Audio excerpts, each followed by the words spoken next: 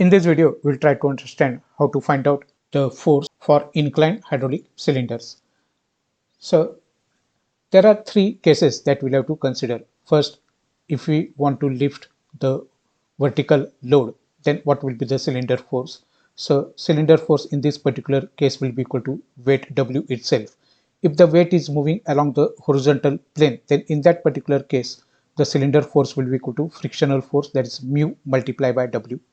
And if the cylinder has to push the force along the inclined plane, then in that particular case the cylinder force will be equal to component of this W along the inclined plane and the frictional force and the inertia force if required. So this is the most complicated case or complex case. Now let us try to resolve the forces for this particular case. That is, we are having an inclined cylinder and we have to resolve the load into two vector components. So suppose this is the W, that is the weight W, which will be acting vertically in the downward direction. The cylinder force is lifting or pulling the force along the inclined plane, and the weight will always act vertically in the downward direction. So this is the cylinder force which is acting along the inclined plane. W, it is acting vertically in the downward direction. If the angle between the load W and the inclined plane is alpha, then this W will have two components. One is along the inclined plane, that is the cos component, that is W cos alpha.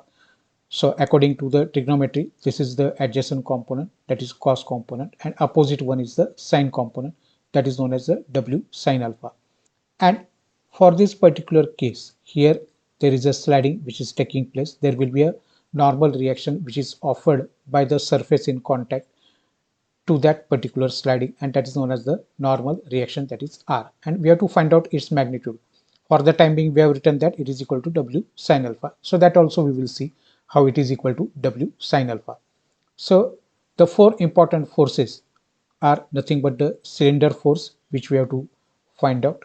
Then the weight W, its two component, one is along the plane and another one is perpendicular to the plane.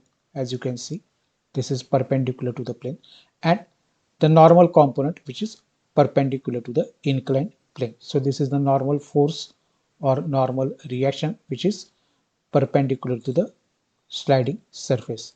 So these are the important parameters which we'll have to calculate in this particular analysis. Now we'll assume that this inclined surface, this as x-axis, and this is the perpendicular one is the y-axis. So this surface, inclined surface, will assume it as x-axis, and perpendicular to this is our y-axis. Now cylinder force is the component of the load which is acting along this particular axis of the cylinder, and this is the force which the cylinder must generate load along the inclined surface. So this is important part for us. For the time being, we have written that it is equal to W cos alpha, that is this particular component, but we will resolve it in such a way that we'll add the frictional component also.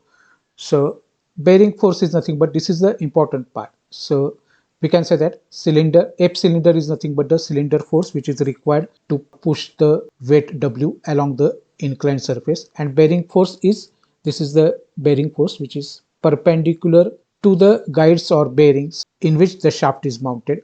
So we can say that it is undesirable force because it will reduce the life of the bearing, and that component is W sine alpha or F load sine alpha. So we will see how these two components are calculated. So first we'll apply the condition of equilibrium, that is summation of forces in y direction is equal to 0.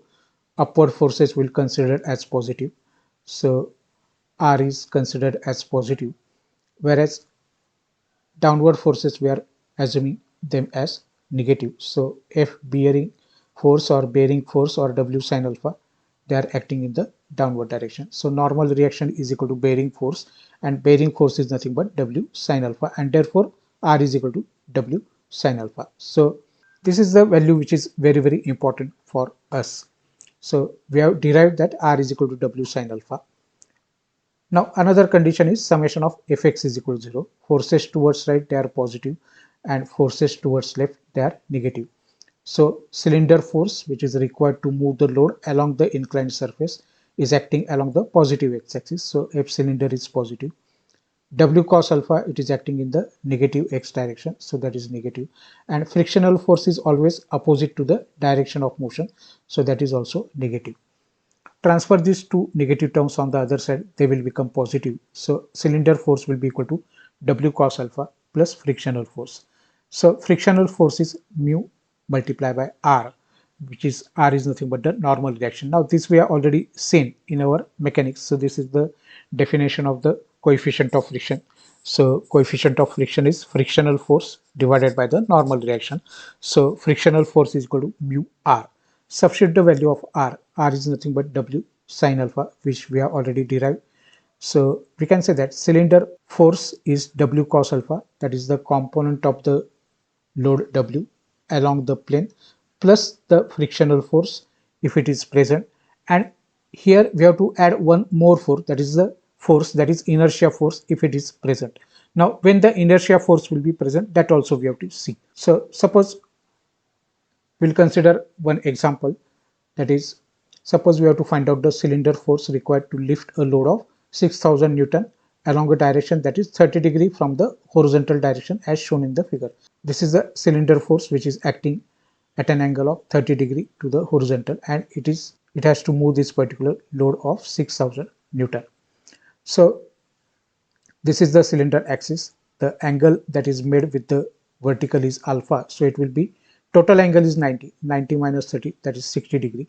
So whatever the derivation that we have done in that particular direction, we have considered the angle with the vertical. So here also we have to consider the angle with the vertical and the cylinder axis. So alpha is equal to 90 minus 30, that is 60 degree. So W is 6000 Newton, that always acts vertically in the downward direction. Now we have seen that.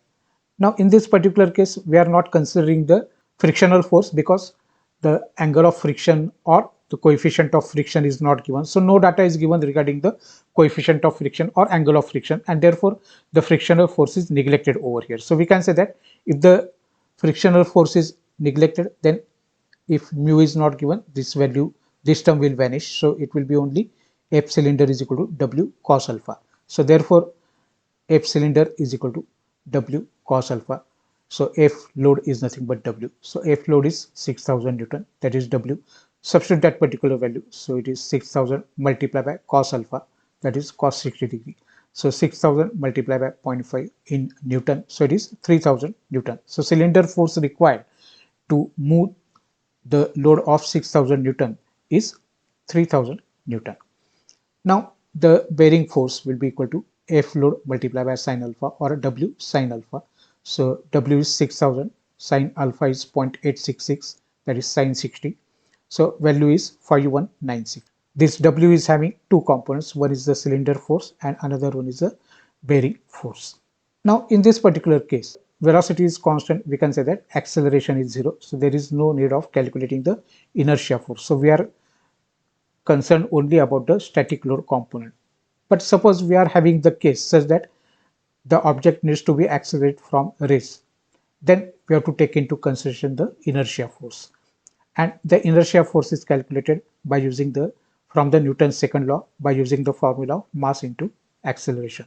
So this inertia force also we have to take into consideration in that particular case. In this particular vector analysis, what is very important part is that the angle that we have to consider is with the cylinder axis and the perpendicular axis, or we can say that vertical axis, and that angle 60 degree is important for us, that is equal to 90 minus the angle made by the cylinder axis with the horizontal, that is theta.